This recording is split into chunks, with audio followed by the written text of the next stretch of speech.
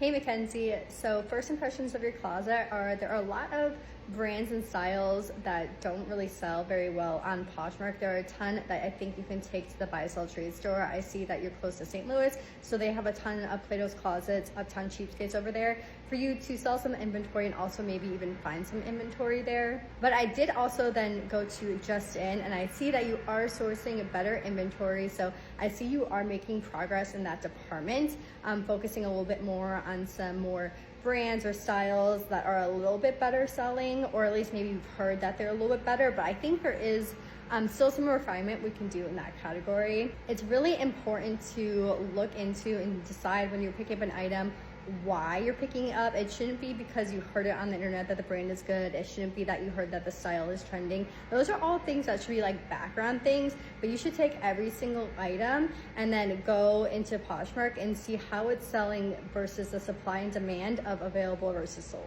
To also look at your pricing, for example, I did take this Anthropologie dress only because it stood out to me because I did see it is a high-low dress, which isn't something that usually is a good seller just because high-low hasn't really been too much in style for the past couple of years. So taking this, for example, after going into Poshmark and looking at the available versus sold, I see exactly why you picked this up, and it is a very common problem when it comes to selling on Poshmark. There are a couple available, and at first glance, there's really not too many, so it could be like a good item to pick up. However, you really need to dig into the listings.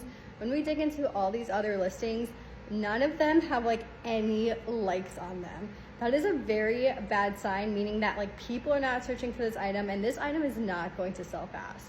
And then when we go to solds, we see that the way that it is sold is a lot lower than the listing price, and it doesn't even have a lot of them, meaning that people are not looking for this item and potentially might sell just because people can see that they can get a decent athletic dress for like a little bit lower price. So when it comes to pricing something like this, I do see that like you're in line, but I go like, it's very different based off situation. This is why sometimes reseller advice can come off different ways, is because like, this is why I don't think the blanket statement of you should base around comps or more than comps per se is good, because when you look at this example, you're based around everybody else. However, in order for your item to sell, you cannot be based around all these other items because this is not a desirable item. So if you were going to list this item and be like, hey, I'm gonna pick it up, but I maybe am gonna try for a quicker flip as well in order to get to sell, since it may not have as much of a demand in there, like I can price it for, honestly, I would price this for $25 in my closet just to get out. That's honestly what I would personally do if I had this. I have so many items that I thought were even decent,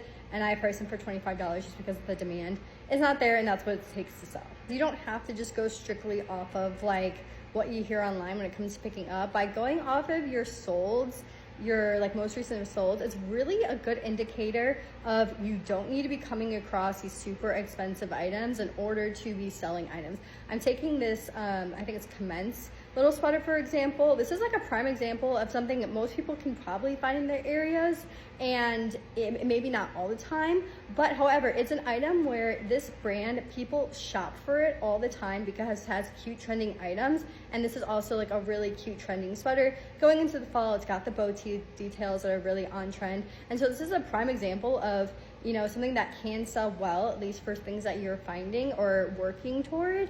And finding more items like this for your closet are gonna be better than some of those other items, plain items, older styles that aren't gonna be selling as well. Overall sense for your closet, your listings I think are great. You can keep up with those, but your pictures can do a little bit of work. Just make sure even when you're using stock photos, if you are using them, you're making sure that still the whole item is shown in the stock photo. You're not like cropping off anything. This dress, for example, the first cover photo you have isn't great. It's better to have a more full body picture of it, kind of like this second picture. This one should be your cover photo, not the first one. And then even your pictures of your actual item, I see that you're taking them on the floor.